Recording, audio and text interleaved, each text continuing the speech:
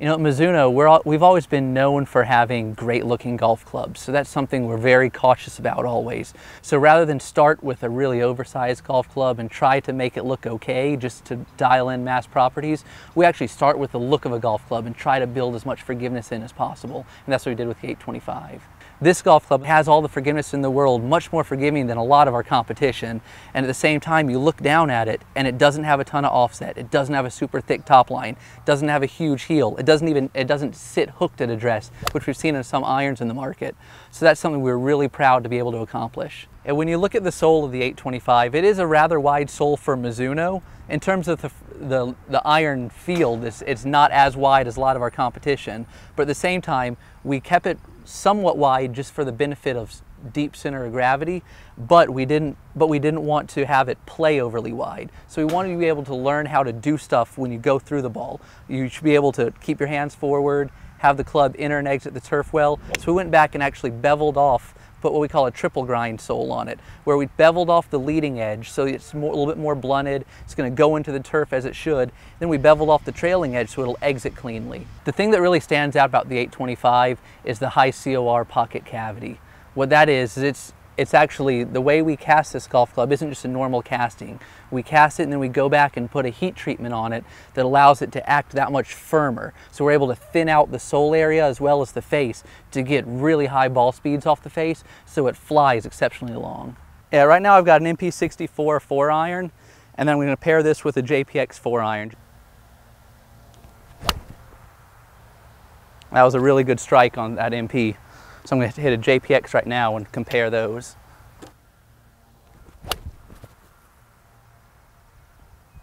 That was struck well too, and you can see it just seems to fire off the face a lot more. It launches about the same in terms of height, but it really just took off quickly. You could tell it looked like it went a little bit further.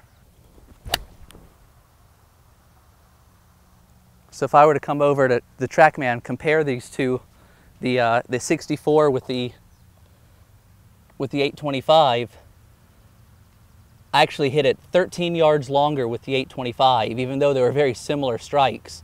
The ball speed difference was 122 versus 128, so I gained 6 miles an hour of ball speed just by switching clubs. It's a little bit stronger loft, about 1 to 2 degrees, but that's not going to give you 6 miles an hour. There's a COR benefit there too. And that being said, even though it's stronger, launch angle was the same and spin rate was very similar, which shows that you're getting good 4 iron launch characteristics, even though it's stronger lofted and higher COR. Yeah, the JPX is a little bit stronger lofted than the MP, but that's because all the center of gravity is so far back that it launches really high. If you were to put the same MP loft on this type of head design, it would go really high for a 4 iron, almost too high. So that's kind of the reason that we're playing the loft game a little bit, just because we're trying to get a proper 4 iron trajectory.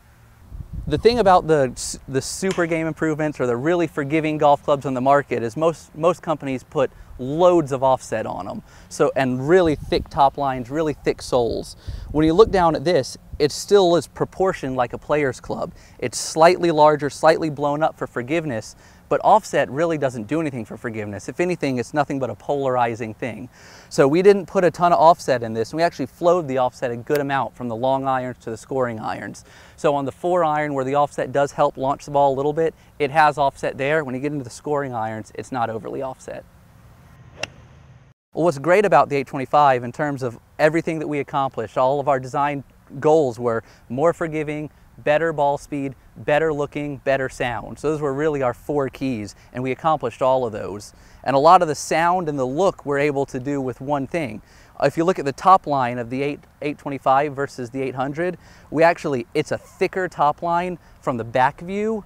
But what's funny is we actually went out and beveled it off. So that thicker top line was able to let us control the vibration. It's what we call our harmonic impact technology, really to dial in that feel. So we were able to make it feel better by thickening that area, but we went back at the same time at address and beveled it off. So at address, it still looks very good, looks very clean. There's always been a trade-off in the past of forgiveness versus the look of a golf club. And better players have always almost shied away from a forgiving golf club just because that forgiveness has typically come with loads of offset, thick top line, thick sole, maybe somewhat of a hooked face. That's where kind of new irons, especially at Mizuno, we're starting to design really forgiving golf clubs that still benefit the better players in terms of the look at address. My name's Chris Foschel, and I'm part of Mizuno's golf club engineering team.